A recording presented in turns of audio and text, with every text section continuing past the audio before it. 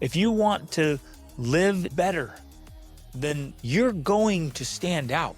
We helped our kids to buy in so that our teens believe in the vision. It can't be my standard. It has to be our standard. They see the benefits. They feel the benefits of living this way. If we want our kids to level up, then we have to level up. It's prioritizing the relationship over the rules. Hey there, this is Greg Denning. We want to reach as many people as possible and help as many families as possible with these conversations. And we want to keep this podcast ad-free forever. You can help us do that by subscribing on Spotify or Apple Podcasts or wherever you listen, your favorite platform, and on YouTube.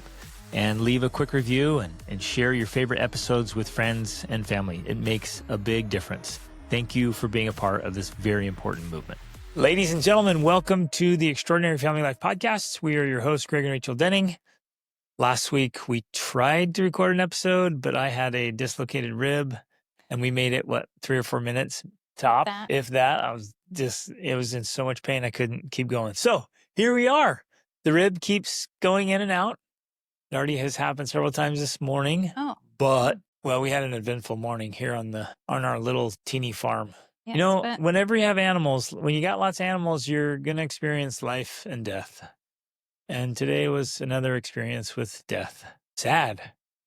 But the kids, I don't know, I thought it was a valuable lesson. The kids feel all the emotions of it, and then they have to help do the work of processing dead animals. And our bigger kids are gone on their own epic adventure right now. Mm-hmm. They're over in Hungary.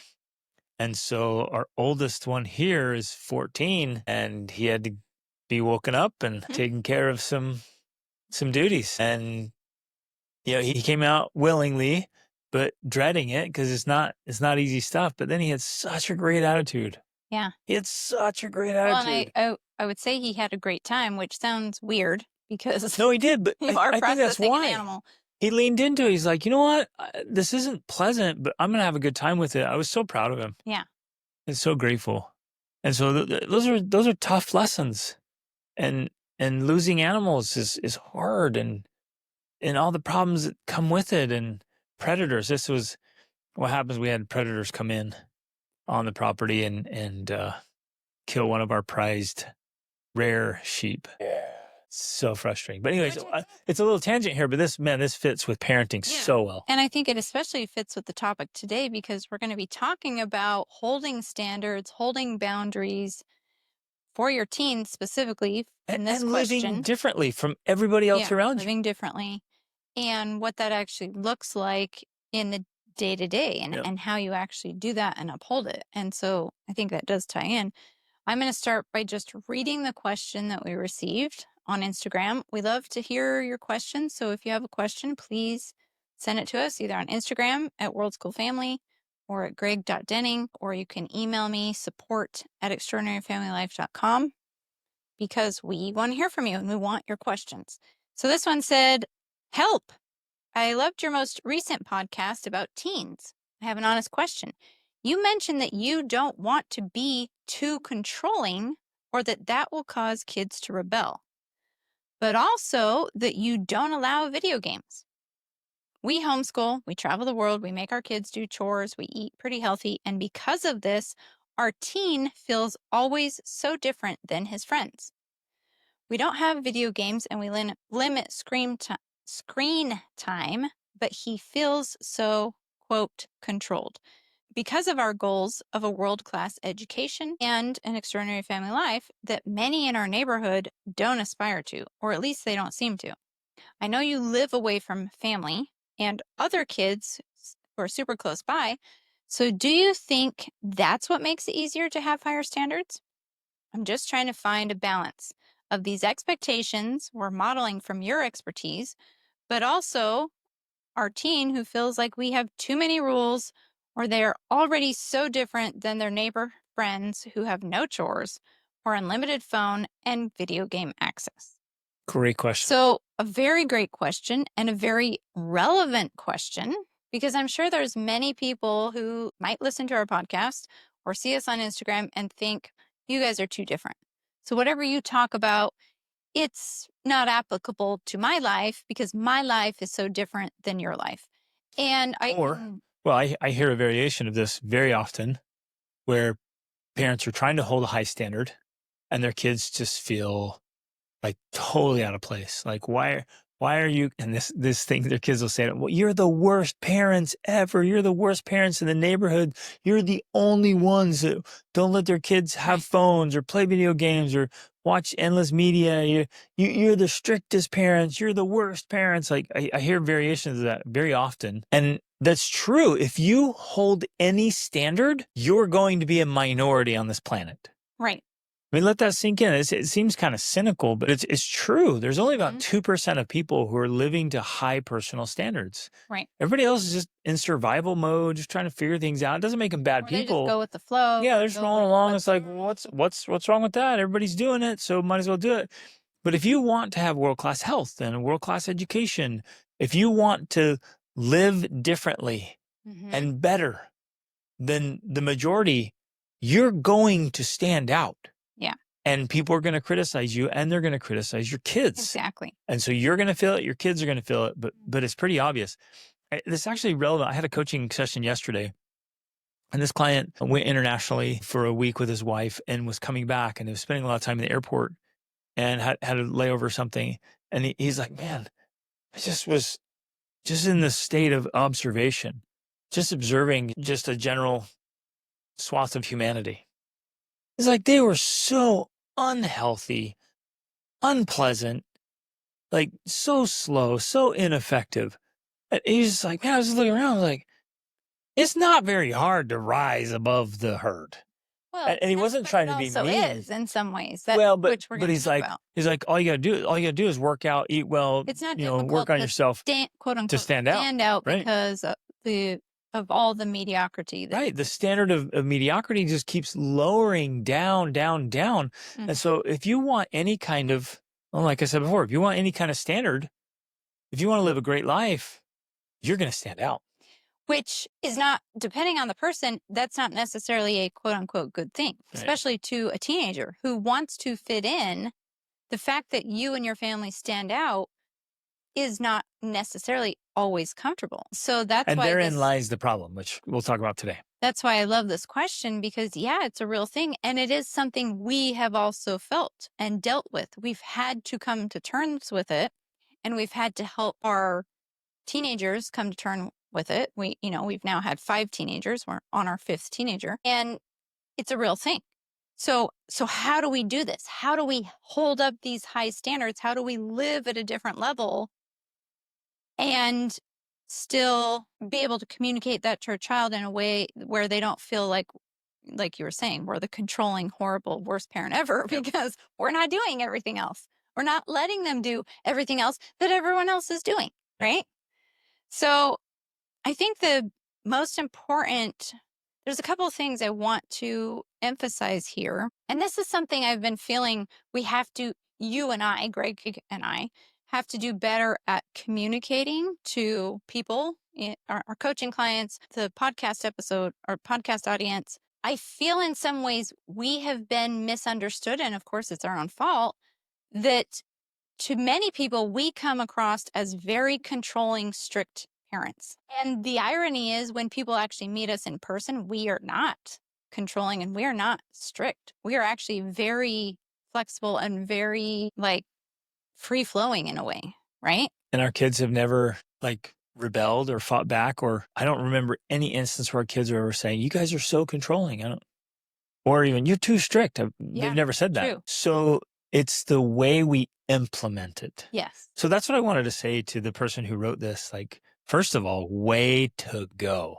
Celebrate this. As I was hearing this question, I'm like, yes, way to go, having the desires and the goals and the standard, wanting that world-class education, wanting to live differently, live better. Fantastic. Keep that up. That is so wonderful. So set the standard, have the value, have the big goals. Then it's the implementation piece. And that's where either the kids go along or they start to fight it and they resist it. It's how it's implemented is where things really get important. I would say implemented and communicated to your teens and children, because I believe that because I did this myself, that often we have issues with our children buying in to our family vision or dream when we failed to communicate to them why it matters, Yep. why it's so important. So as we talk about this idea of having higher standards that we live by as a family, we have had to be very, very, very good at communicating the passion, the reason, the motivation, the why behind it all so that our children actually bought into it. And so, if we had to end this podcast episode right now and tell you what the thing is, this would be it.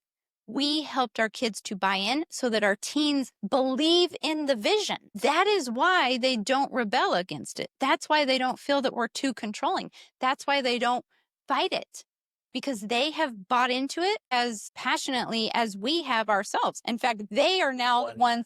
I often feel 100%. sometimes like they're even more passionate about stuff than we are. They're like, man, can you believe it? This or that's happening. Can you believe what people do and how that's just, it's like the classic, I can't believe people still smoke these days, because it's so bad for your health, but they fully believe that about all the things that we do with our life. Like, I can't believe people eat regular French fries fried in seed oils. I can't believe they do whatever, because that's their way of communicating and processing the things we have taught them so that they solidify it as part of their own way of being. So instead of resisting us, they're actually observing their peers and saying, Yeah. man, I feel bad for them. They're not spend going hours anywhere. playing video games. Yeah, they're not doing instead anything of with their living lives. life. Right. They're not reading books. They're not traveling. They're not having experience. They're not serving. They're not working on themselves. They're just entertaining themselves. Like, I feel so bad for them. Mhm. They're not going anywhere. And so instead of our teens and young adults aren't going out hoping they fit in or belong in some crowd, they're leading out with so much confidence, and they're seeking out people who are phenomenal, who they want to spend time with all over the world, and they're observing their peers, and it's just like, man, I feel bad for them. Yeah. It's so sad that people are living that way. So said another way, instead of parents choosing and setting a standard and then enforcing that in their families, which is what most people do, what we tried to do early on, this is what you think, well, I'm the parent, so I set a standard or a rule and then I enforce it. Well, But that doesn't work. because what happens, and we know because we've gone through this process and we've helped our teens go through the process, but what happens in a lot of families is the parents individually or as a couple get some sort of enlightenment, understanding, vision of, wow, this is why this is bad and this is better. We want to live this way. We want to do things this way. And they may share that with each other, but a lot of parents fail to communicate that to their children. So going back to this idea, that's Or they might just tell them, well, I told my kids I want them to have a world-class education. They told them, Yeah. and they thought, well, I've told you why. But communicating, convincing, it's a process, Yep.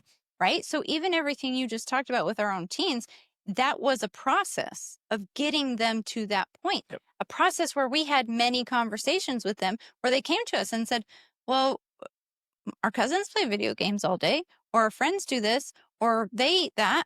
So why don't we? Yep. Right?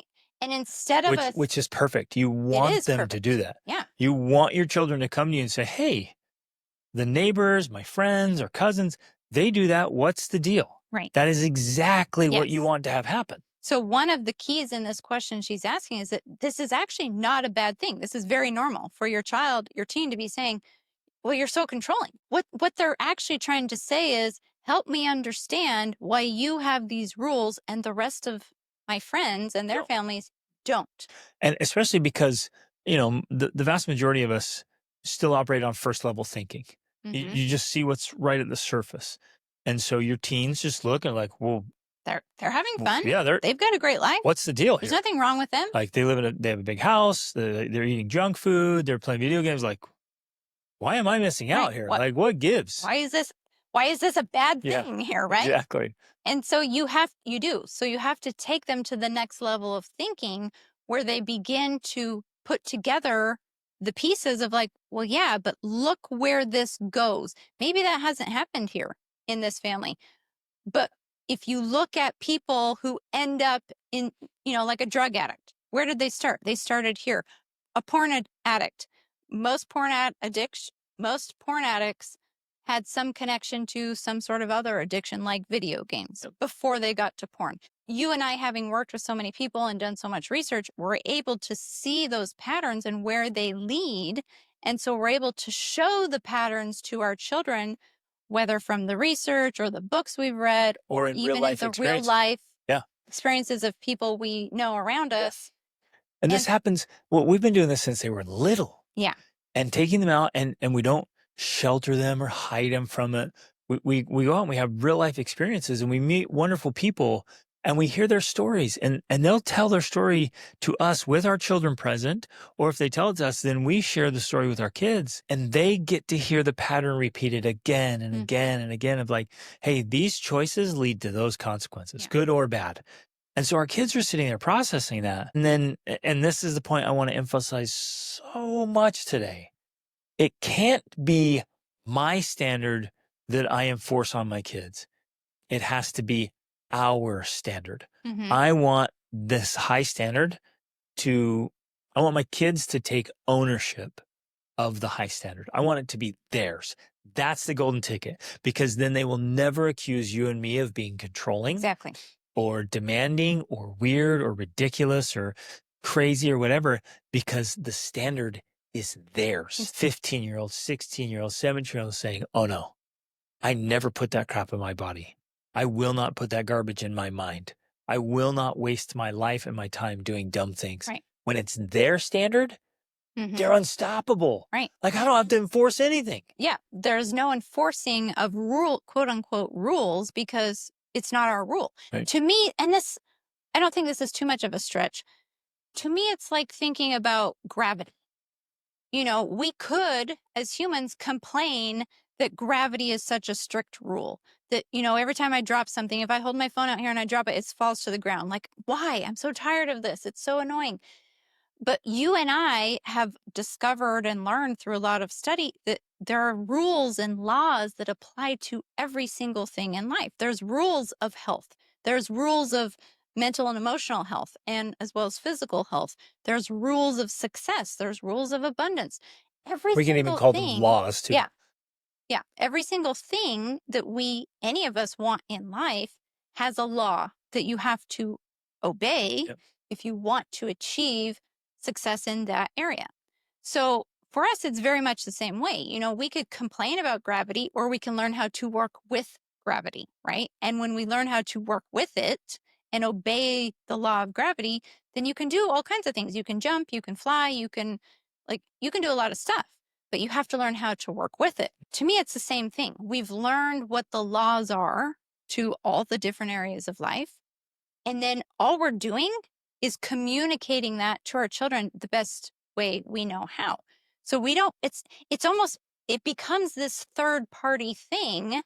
So it's not you or I enforcing rules that we have created on our children. It's simply we're saying, hey guys, we figured out there's this law. We've discovered it. I mean, we didn't discover it ourselves. We, came to the realization there's this law. If we live in harmony with this law, this is the outcome. If we don't, this is the outcome. Let's live in harmony with this law and do these things so we can get the outcomes we want. It becomes very much a external thing rather than a enforced. Right. So it's not us, the parent, us versus them, parents versus kids. And, we're fighting everybody in their whole world. It's like, no. Hey, step back. Like, no, you got to make your choice. So we say this to our kids. We have since they're very little. Who do you want to be? What kind of life do you want to live? What kind of person do you want to be? And here are the outcomes. And we've given them so many endless examples. So we're just constantly doing this and teaching the principle, telling stories, and then they observe themselves. And they'll come back and they'll be like, guess what? They'll go on a trip. They'll go somewhere and they're like, okay, we observed this thing. We heard this thing. And here's the... Well, and sometimes they even did it themselves. They've gone to spend time with family members or friends where they spent the whole week playing video games and eating junk food. And at the end of it, they are the ones coming back to us and saying, oh my gosh, horrible. I felt like crap. Like it was so terrible. I can't wait. I could not wait to get back to eat our food and to spend my time productively because I now know through experience it feels so much better. Yep. Right? It's just such a waste of time in life. And they feel the difference. Mm-hmm. So if we can kind of pause in the story here to emphasize the way to make this successful is that we have to be living it. We as the parents have to be living the standard, because if we don't live the message, we suck as the messenger. So if my life is boring, dull, unfulfilling, uninspiring, why would they listen to me? Why would I be able to persuade them to have a high standard if they look at me like, man, Dad, you're so boring and your life is so lame. Like, why would I want your life? Why would I? And they're not going to think through this cognitively. It's all subconscious. Just like, why would I listen to you? Why would I give credibility to what you're saying when you're such a lame person? Right. Or you don't have the results, or you're not actually living it. So if I'm out of shape and I'm unhealthy and I'm telling my kids they should eat healthy food, they're gonna be like, Why? you're such a hypocrite, right? What's the benefit? What's the point? Right. Because that is a main selling point to this approach, is that there has to be obvious benefits to doing what you do. And that is one of the reasons why our kids buy in, is because they see the benefits. They feel the benefits of living this way, of living by the standards. And so at some point it becomes a no-brainer. Yep. It becomes something that is so obvious to them because they begin to see and feel the benefits. Let me share a perfect example. Our son was out of the country and he went on this camping trip, and it was a bunch of it was of kind of fathers and sons. Well, out of the country meaning he was back in the U.S. Yeah, he was in the because U.S. We were in Europe, and they invited him up there. So he went up, and it happened that the vast majority of the men that were standing around talking were in their 40s. And he said they were all overweight, out of shape, just unhealthy. And they were all saying, well, yeah, man, once you hit 40, just nothing you can do. It's just downhill from there. And they're just really being persuasive. But like this, there's nothing. And Kimmel's like, no, man, my dad's in great shape. Well, no, he must be younger. And like, no, he's not. Well, no, he must be taking something, or he's just lying to you. Like, and like they were just so convinced and so convicted that once you hit 40, it's just downhill, and there's literally nothing you can do to be in great shape and have energy and vitality. And Kim was sitting there like, my dad is in phenomenal shape. He's totally jacked. I'm 47, by the way. And he's just like, this doesn't match up. So it was a perfect example. Incongruence. He's like, all these guys are saying, this is what happens, this is what you do. And he's sitting there in his head going, this doesn't line up at all. Because he knows exactly what I eat. He trains with me more than anybody else in our family. Well, then actually that's when it begins to line up. It's another confirmation, because he's like, well, okay, yeah. Because obviously now I see they're eating donuts and this other stuff. So, okay, yeah, it's more confirmation of what I've been taught. Exactly. That there is consequences for the choices that you make in every single aspect of your life. And so it solidifies that thing, continues to solidify what he's been taught, because he sees, oh, okay, this is the outcome for people who believe and act in that way. Now, I want to clarify something really fast because there's like 3 or 4 points here I want to reemphasize. But before I do that, I want to clarify. You guys might be saying like, wow, you're so judgmental. Here you are looking at just everybody around you and talking about them and about what they eat and what they do and all this, and thinking you're better than them. And so I want to clarify that that is not the spirit in which it's done. Yeah. We are very loving people. We love people. Obviously, there's people we don't like. That's normal. Like C.S. Lewis said, people are like vegetables. You don't have to like them all. But the point is, we are observing behavior and outcomes. We're talking about behavior and outcomes. We're not saying that guy's a fat slob because he eats donuts, but we'll say, oh, well, he's awesome. He's a great person. But if you continue to eat a diet like that, this is the outcome. Mm-hmm. It's almost a separate, independent thing from the person itself. Yeah, we strive to be extremely objective. Right. Like, look at the behavior. Well, so I've been teaching this for years. Like, tell me your habits and I'll tell you your future. Right. And you can see a person's habits. And once you do this so long, now I can look at a person and I can tell them their habits.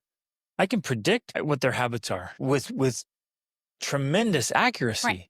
Because it's a formula. It's those laws you were talking about before. Yeah. I'm like, if this is what's going on, well, I'll tell you it's this, and this. Mm-hmm. Right? Somebody comes to me, a man comes to me, is like super low libido. And this happens all the time.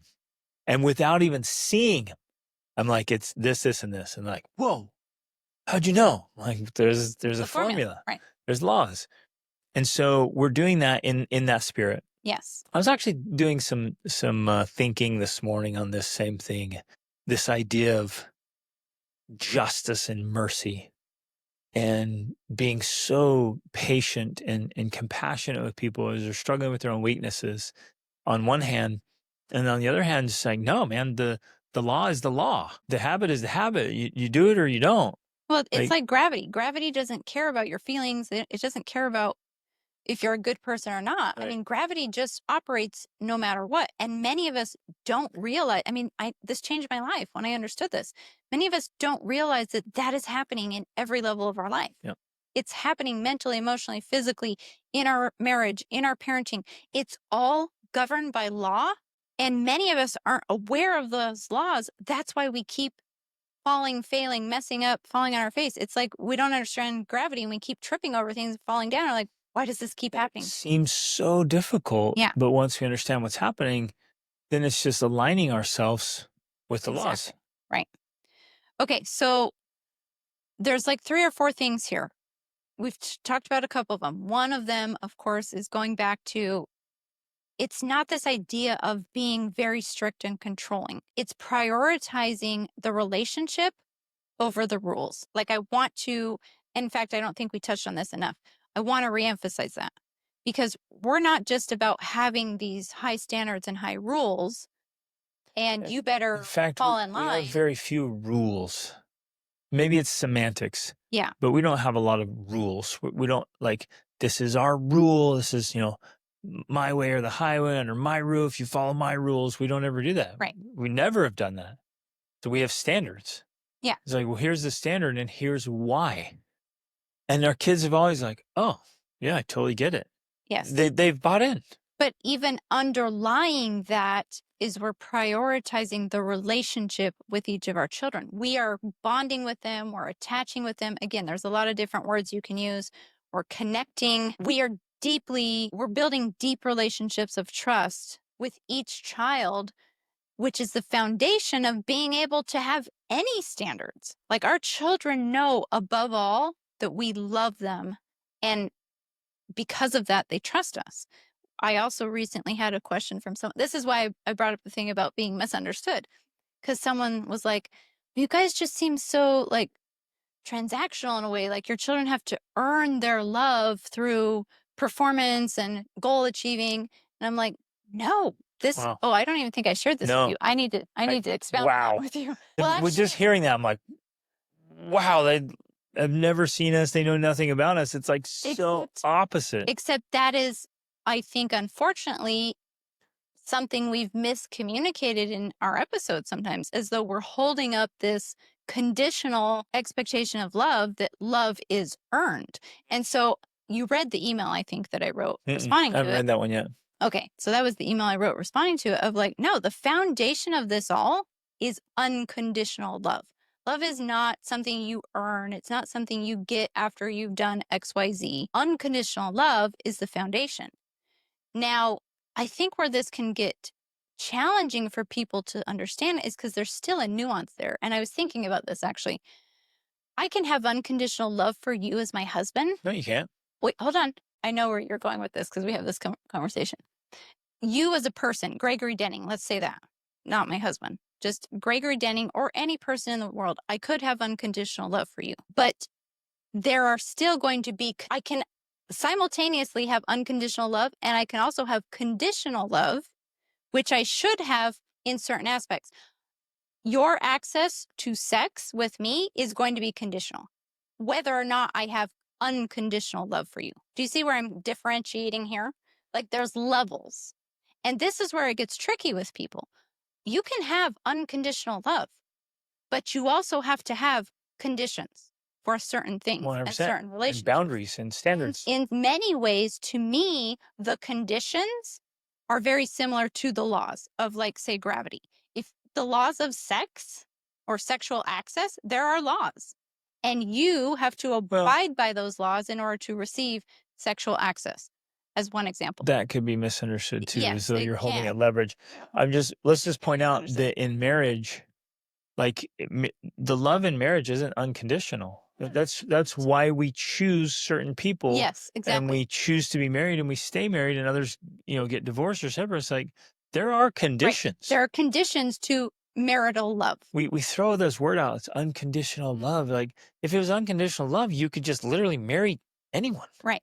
And Exactly. like, I don't have conditions. I'll just who's willing, Yeah. we'll take you because we'll love each other unconditionally. It's like, no, of course there's conditions. Yeah. And even, I mean, it's kind of different with children, especially small children. But Yeah, there are I think conditions with families too. There's and love in general, and we get it. We don't want to get in this tangent, but liking people and spending time with people and the depth of Exactly. relationship with people. So there's a lot there, but there are boundaries, rules, standards, so we can have massive amounts of love, infinite love, even unconditional love. But we absolutely must still hold standards and boundaries. Yes. Well, and I think especially because again, we could go into a whole podcast episode about the nuances between unconditional and conditional love and whatever, and how you would sort that out.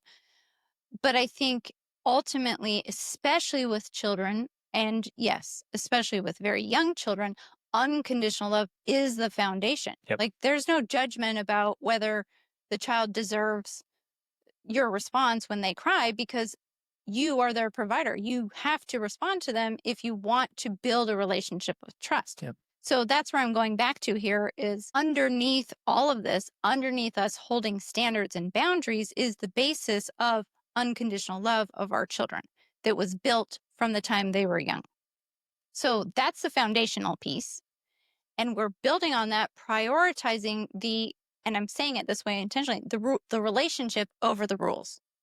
So that's a piece to look at as you're trying to sort this out is like, are you prioritizing the relationship with the child enough more than the rule? Because where we can get into trouble is if we hold the standards so firmly that it damages the relationship, if that makes sense. And I guess I want to point out that because you bring this up, and even in my own mind, I'm guessing some of the listeners, she was like, wait, how is this related? You're right. How is you talking about the relationship? We're here talking about standards. Like, how do we hold standards and not have our kids fight against them and like dislike us? And they're like, you start talking about relationship. Like, what are you talking about? Where does this line up? It's inside a phenomenal relationship that it's easy to hold a high standard. Yes. When the relationship is absolutely fantastic, they like you, they trust you, they listen to you, they admire you, they respect you, they want to model you. Yes, so they're teachable. Yes. So when you say, here's a standard we hold and this is why, they listen and they say, got it. I'm in. Where if the relationship so much easier. Yeah, but if the relationship is strained. Exactly. And I've been distant or distracted or I don't pay preoccupied with other things. Listen. I'm not interested in what they're doing, and I don't spend time with them. And even when I'm with them, I'm not really with them. And when they mess up, I get very angry. So then when I say, this is our standard, he's like, whatever, go jump in a lake. Yeah. It's like, and this is why, he's like, blah, blah, blah. I think that even what you just touched on right there, because that's another thing when I mean when I'm talking about I value the relationship over the rule, because even though I have very strong or high standards around things like no video games or no sugar in our house, if and when the kids mess up, because they do, they will. I don't get angry at them and upset at them and damage the relationship because of their mistake. That's what I mean by value the relationship over the rules. I will reinvest in the relationship, and simultaneously, I can also get very passionate about the rule, but they're separated. My passion is not directed towards the child in punishing or disciplining them. Right. My passion is on, which then goes into the next thing I want to emphasize. It goes into the conviction about why this rule matters to me, why this standard is important. And you can ask my kids, because they've heard me over the years. One of the reasons we have very high standards around food is because the week you and I met, my dad was diagnosed with cancer, and within 2 years, he passed away. And as a result, including the fact that my mother remarried and then my stepfather died from cancer, I am very passionate about food and like the quality of health and nutrition because that directly contributes to chronic diseases like that. And after giving birth to 6 children, you're very healthy. Yes. And trim. And at 47, even after all of my injuries, neither of us have any diseases, craziness, we are insanely we take no healthy. medications at all, nothing. It is all natural. It's all from food and exercise. And so if and when my children ever, quote unquote, broke the rules, my passion went into convincing them why it mattered so much. Into effective teaching. Into teaching and communicating, not into punishing and disciplining. So that's where the second piece here is control versus conviction. I'm not going for control. I'm not trying to control my children because, like you said, I want it to become theirs. I want them to own it. And so the passion and the energy goes into conviction and convincing and conversion and converting rather than in controlling. Yes. Disciplining. That framework you just said that's the ticket. Yes. So instead of putting all your energy, emotion, passion, frustration, whatever into correction, put it into conversion. Yes. Or conviction. Because the goal isn't to make the children do what you want. It's to get them to want it for themselves. Exactly. Because if the child wants it as much as you do, then you don't have to be around. Yeah. You don't have to worry about it. Like they take off and they go out with their friends or peers or they go to some new place. So our two of our teens, I guess he's not a teen anymore. Now. So she's 18 and 20. They just flew to Budapest and they're on their own. And like I don't have to give a single thought to, will they make good choices? Yeah. They're around all these other people. The other people might be not, making good choices. What will my kids do? I don't have to worry about it at all because the standards we hold in our family are theirs. Yes. It's not mine. So I'm not sitting at home as a parent saying, I hope they keep my standards. I'm like, good. They're going to share those standards with all these other people. Exactly. And as the other people are criticized or mock or whatever, our kids, it won't even faze them. They don't even care. They're like, why would you do that to yourself? Why would you do that with your life? Life is too good to be doing dumb things. Like they're going to be an influence for good where they're going instead of me worrying that they'll keep my standards because I'm not there to punish them if they do or to remind them, right? But I guess I want to keep emphasizing that. If that's the system we set up of implementation is it's my standard and I enforce it, then I have to be there their whole life. Yeah. And they are going to feel controlled. Yep. And that is not what you want. You don't want your children to feel like they're controlled by your standards. You want them to have their own standards that dictate their behavior. Yeah, exactly. And even I think in a way we want the standard to be independent of us. Yeah, like I was talking about before. This isn't my standard. It's the third party. It's the outside external. It's like, no, this is just what you do to become healthy and wealthy and happy. Yeah. And so the kids because otherwise the kids think they're fighting you. Yeah. They're like, this is your dumb rule. You're the only one in the neighborhood who does it. And I don't know why. And I really resent you right now. And they even say words, I hate you. You're the worst. And at that point, you're like, whoa, this isn't my rule. This is this is a universal law. If you do those things, you get those results. So this isn't mine. I didn't make that up. Right. And so it's almost like, and we've said, if you want those results, you're welcome to choose to do those things. That's up to you. You're the one that has to decide what you actually want from your life. And so in this whole idea of control versus conviction, you have to get very specific about the why. Why does this matter? Why do you have the standard? Why should they have the standard? And if you don't know, if you're just like, oh, I thought this is a good idea, or it's because the Dennings said so on their podcast, like you have to discover your why. And then the next level is you have to be able to articulate that why to your teens and children. So effectively that people, even people who disagree with you are like, okay, that makes sense. Exactly. Yeah. Yes. That Now, makes sense. I did think of a scenario when you're like, hey, your choice, you can do it. And they're like, fine, I'm going to do it. And you're like, well, not in my house, you're not.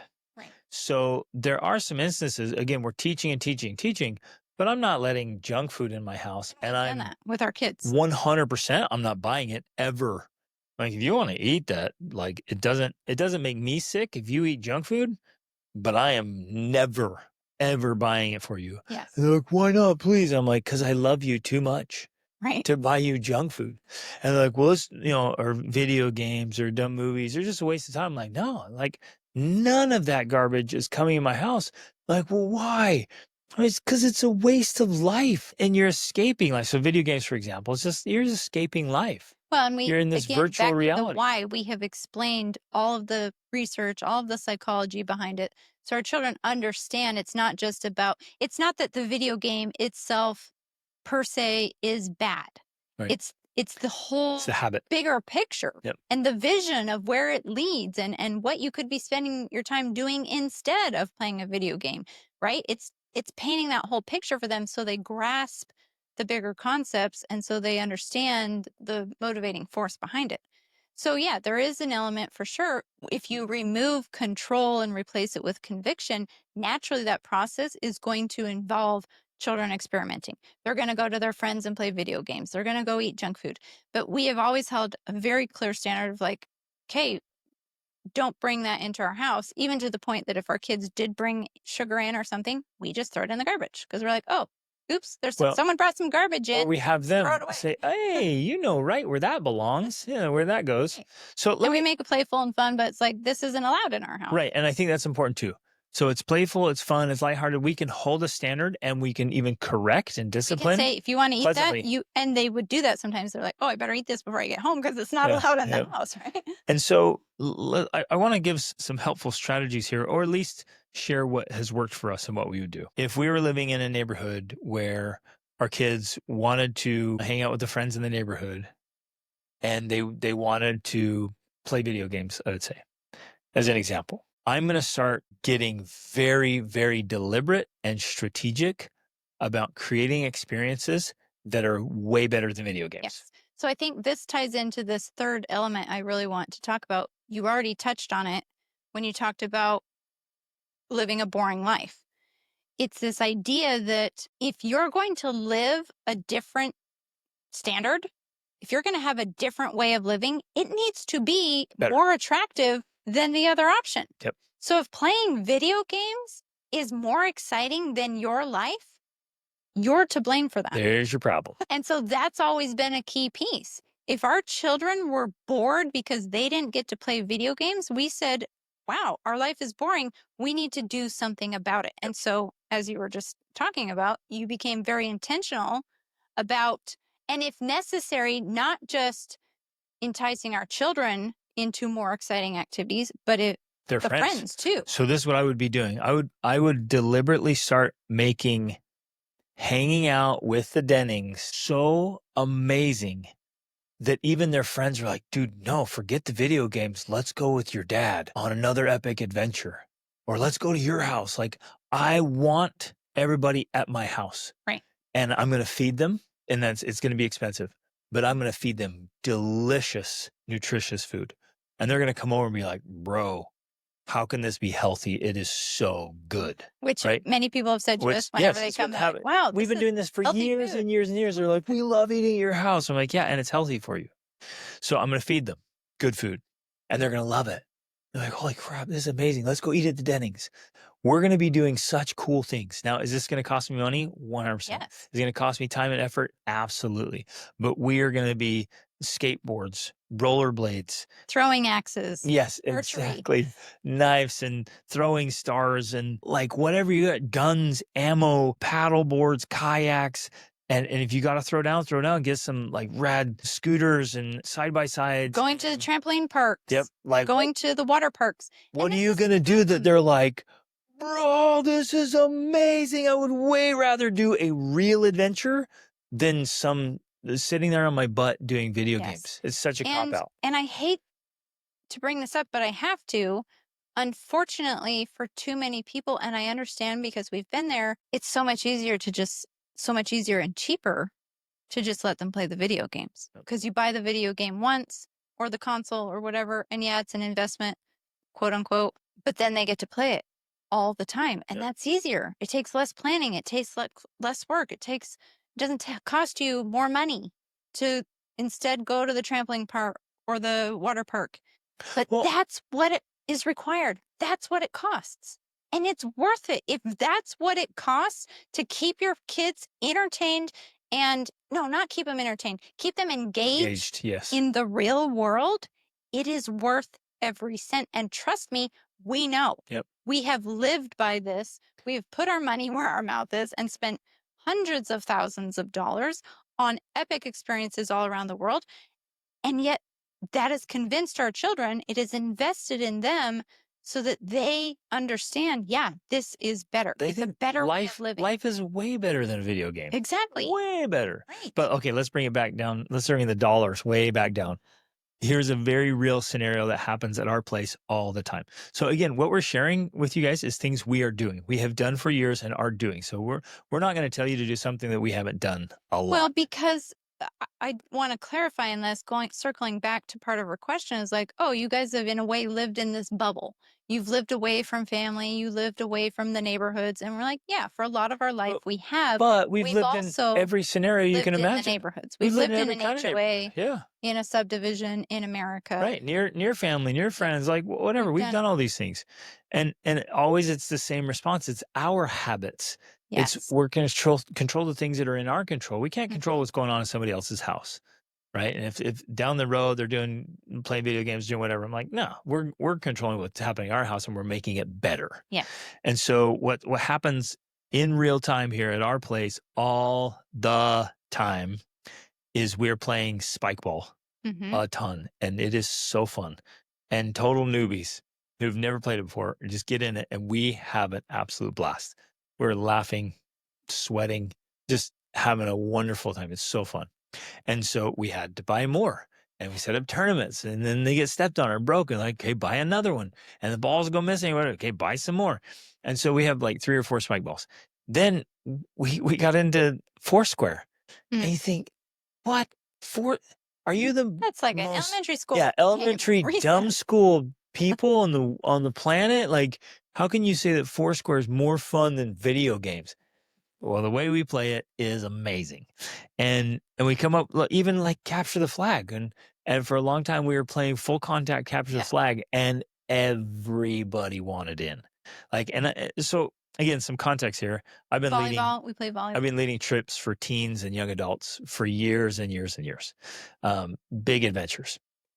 And even these ones that are just hardcore gaming addicts, they come and they love it because we have so much fun. And whether it's rock climbing and rappelling, or we're doing sand volleyball now, a ton of that, or cliff jumping or surfing lessons, whatever. Just lean into life. Yeah. And everybody feels better when you're truly living. Right. But that and this is the challenge, I think, when we're talking about conviction, you have to be so convinced yourself of this higher standard, this higher way of living, that you're willing to invest time, energy, money, effort into doing it. Because, are there other things you or I could be doing? Absolutely. There are. But we choose to make this investment in time so that our children feel the benefit of living at this higher standard. Yep. If you and I preached all of this and then did our own things and didn't hang out with them and didn't spend time working out with them or playing games, then they'd be like, well, I'm bored. Yeah, I'm going to play games or play video games. So if I'm trying to parent from the couch, my option are to yell and discipline. Right, and control. Control, right? Don't do that. Oh, there's a consequence. It's because I'm trying to parent from the couch. Right. So whenever our children have brought up those objections, we viewed that as an opportunity, 1, to have a conversation, to articulate the conviction, the why, and 2, to strategize how can we be more intentional about making the real world fun, or real food delicious, or, whatever the standard is. Like, how do we prove this to our children that this is a good? And if you're living it this is one of the things I thought when I first heard the question, because it's similar, right? It's archetypal. You hear this a lot.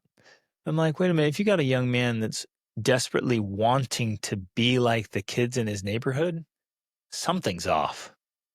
Well, he's wanting that connection. But He's why? wanting to be But accepted. again, he's not, and I'm not talking about this particular child because I don't know, but this is the hypothetical teen. He's living in a neighborhood and he wants to be like his peers. He wants to do what they're doing. For me, and this is just for me, I'm going to be like, okay, hold up. I'm not doing something well enough if my son wants to just be in the neighborhood doing all the little neighborhood things.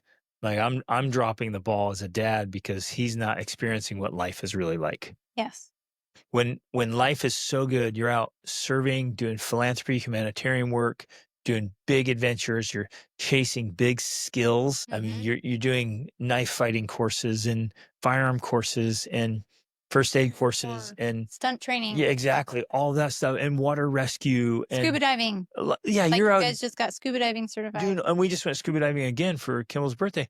I mean, you're out doing all these epic things, climbing huge mountains. Yeah. It's like we're going to Nepal in September. Right. To trek kids to the base like camp of Mount Everest. I just want to be a little neighborhood guy. Right. Like, wait, what? I'm missing that. You're bringing up an uncomfortable truth because a part of this whole picture here is, again, like we've been trying to emphasize, choices have consequences. And so we are trying to prove to our children that the choices we think they should make have the positive consequences they want. The only way we can do that is if they can see that in our life. If they are wanting to be with their peers and be like their peers, that means somewhere that connection's not being made. Well, they don't view you as their parents as the model they want to follow to receive the outcomes that you have. Or even beyond us, like way beyond us. Exactly. So we should be taking our kids to symphonies and orchestras and concerts and museums. They should be exposed regularly to the greatest minds and artists and producers and creators on the planet when they held up as a high standard of as an inspiration. Right. So you expose them these brilliant minds and they think, I want to be smart. I want to be educated. And their friends are like, dude, let's just sit around, like, play games and, like, do nothing. Let's sit on our phones together. That sounds awesome. Then our children and your children are going to be like, that sounds so boring. That will never lead to a world-class education. You know, I just went to this seminar. I went to this speech. I just heard this guy was taking this class. He's so genius, but he spent, all his free time in the great books. You guys have never read you guys in the neighborhood, the hypothetical neighborhood, have never read a single great book in your whole life. Right. Like, I don't want to do what you're doing. You're so uneducated. Now, I don't want this to sound like I'm being holier than thou. Yeah, I'm not going there, and I'm not trying to be condemning or rude or mean. I'm just trying to hold up this reality that is 1 or 2% of the population, like, have all the wealth and the education and the quality of life and the happiness, joy, and all that.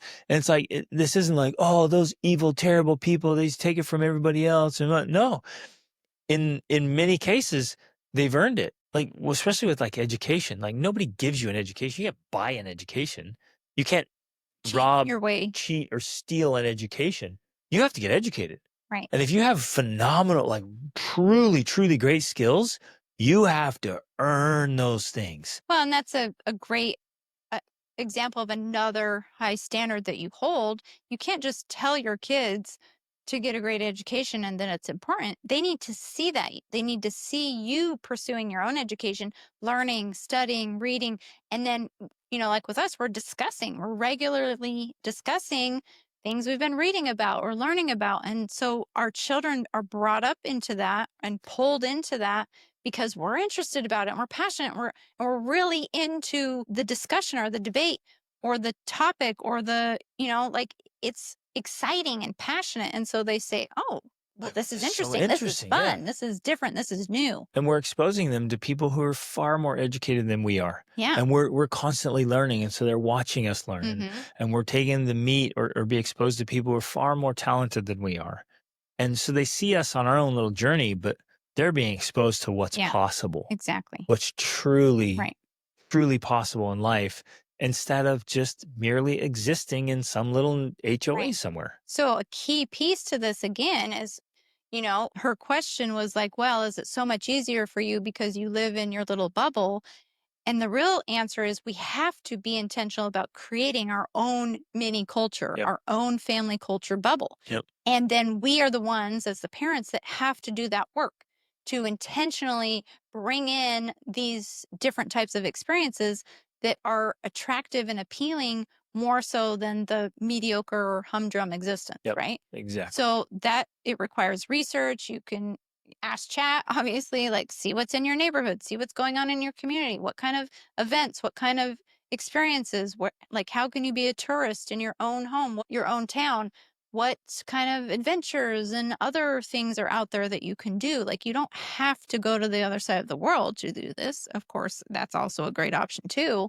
But you can start on a weekly basis, just doing more things that become more engaging and And energizing. and one thing we did that worked wonderfully for us is whenever we found ourselves living in a place where it didn't have the things we wanted or needed for the next level for our family, we realized we had to move. It's true.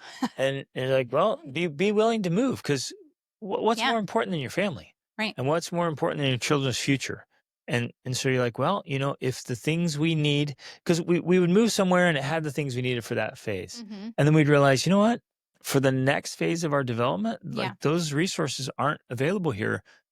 We need to move. Well, And so we would pick up and move our entire family to another level of exposure yeah, and experience. I can think of multiple times when that has happened, but most recently, that's how we ended up in Portugal because we lived in Georgia, the state, and it was a great place. We were there for COVID. It was on a lake. And I remember when we moved there, like it was awesome. We would go out paddleboarding or kayaking on our little lake. It's next to a community pool. But after 3 years, because we were there during COVID, I just knew it was too small. Like that lake was too small for us. Like we could not continue to explore or expand. And I knew we needed more. And of course, we ended up moving to Portugal. And now, like, talk about expansion. We went from a lake to now the ocean. We literally have the Atlantic Ocean, like practically in our backyard. And it's almost like unlimited possibility, unlimited adventure is now available to us. And that was what we needed for the next level. We had to go to a different place where it had more of what we needed and wanted for our growth and development. So yeah, sometimes that is a very real action step you need to take to be able to bring new life into your family. I think really quick, I want to say another thing is sometimes it is taking that big trip because the big trip is going to expose you to new people, new cultures, hopefully like-minded people if you go on the right trip. Like if you come on one of our trips where we have amazing like-minded families, like we already said, we're going to Nepal in September. Like those are the types of things that will create memories that last a lifetime. You'll never forget. It transforms you, changes you. Sometimes that's exactly what you need in order to prove to your kids that life is exciting. Yep. So true. And it makes sense, doesn't it? If we want our kids to level up, then we have to level up. So I have to rise to a new level so I can draw my kids up to their next level. Exactly. To keep climbing, expanding. With the big trip idea, so like Nepal and we did Kilimanjaro last year, watching our kids think about it and prepare for it and train for it. Very often, our kids, meaning you listeners too, like all children, they're not leaning into good things because they don't have a target. They don't have a goal. They don't have a big adventure coming up. They're just existing. And so what's the point? But if you sign up for something epic, that kid's not gonna be like, man, I'm just gonna sit around and do nothing with my life. I'm gonna watch tons of videos, be on my phone. Like, man, I better train. I better be out doing practice. lunges in the front yard. I have to tell my friends no while they're down playing their video games and eating junk food and getting unhealthy. Like I'm going to be outside doing lunges in my front yard, listening to a phenomenal audiobook. And that's that what I you're can- like, those are those proud parent moments. You're like, yes. It's like my son's out front with a weight vest on doing lunges, listening to a great audiobook instead of training down the for street. Kilimanjaro and an African safari. Yeah, exactly. Yeah. It's so powerful. Yeah, it's real. Okay, so I think that those are the main points we want to emphasize, that It's not more about the relationship than the rules. That's the foundation, of course. But you can't also have all relationship and no rules. There needs to be standards. There needs to be boundaries. Like that is a necessary Please. part. Like I plead with you, please have very, very high standards in your family. Yeah. It's Please do that. Don't make them rules. Don't make them just yours and you enforce them. You're not the police. You're not the government. You're not the creator of the rules. You're the teacher. Yeah, you're out finding the highest standards across time and space and culture and religion. You're like, what are the highest laws? Let's live by those. And then you become the teacher and the mentor and the coach. Yes. And you become so persuasive that Instead of controlling, maybe the essence of parenting, of great parenting, is persuading your children to take ownership of their own high standards. Yes. I mean, if I could boil it down to the essence of phenomenal parenting, it's getting your kids to own, even as part of their identity, the highest standards possible in life. That is phenomenal parenting. Yes. So it's not focusing on control or punishment or discipline in order to keep those standards, but it's focusing on convincing and conviction with passion about why those standards matter and why they would be important for you as a family to pursue, but more importantly, as an individual to pursue so that it becomes their own. And then, of course, the last one is like, our lives have to be interesting. They need to be more enticing and more attractive than the alternative. If the alternative is literally more attractive, we're doing it wrong. We have to prove with our results that what we're pursuing is worth it and worth the extra effort, because it is extra effort.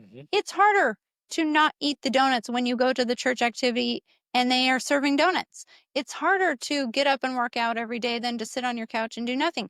It's harder to pursue a world-class education than to play video games all day. It is a harder path. The reason why we are convinced and our children are convinced is because we've shown them it's worth it. The results are better. And so if we don't have that element, then of course it's going to be that much harder for us to convince our kids that it is worth it. Yeah. So. Live the message. Yeah. And it's worth it. Oh my goodness. As you're saying, it's more effort, more work. It's also so much more rewarding. Yes. And I think, it requires some discipline and mastery and habits and systems. Like, it's so worth it. Life is so much better when we're striving to be the best version of ourselves. Well, it reminds me of, I've heard this before, but I've seen it a lot recently on Instagram because of the algorithm, I'm sure. But it's the whole idea of choose your hard. Like either way, life is hard. And it also ties into like Buddha's twofold path. The easier looking path in the beginning ends up to be the harder path. Yep. Like it looks easier to not work out, to eat junk, to whatever. But the hard at the end of it is way worse. Poor health, poor fitness. Yep. It's easier to do the entertainment and the video games and the movies and all of that. But the hard is, maybe it's poverty, poor mental health. Like there's a hard at the other side of that. But if you choose your hard and you choose instead to discipline yourself with diet, with exercise, with education, then you actually get the easy stuff after that. Like life becomes easier and more enjoyable. You achieve more success and more wealth and more happiness as a result of choosing the hard early on. And that's another one of those principles we've taught to our kids so they understand how this works. Just because it looks easier in the beginning doesn't mean it's always going to be that way. Right. Pay the price for what you want, what you really truly want, and who you want to become. Exactly. Love it. Okay. Thanks for listening. Thanks for being here. Thanks for loving on your kids and being willing to strive and level up and do the work to be phenomenal parents. It's worth every effort. You guys, parenting is tough. Man, it's the most rewarding occupation there is, period. It is so awesome and so worth every effort. So love on yourself today.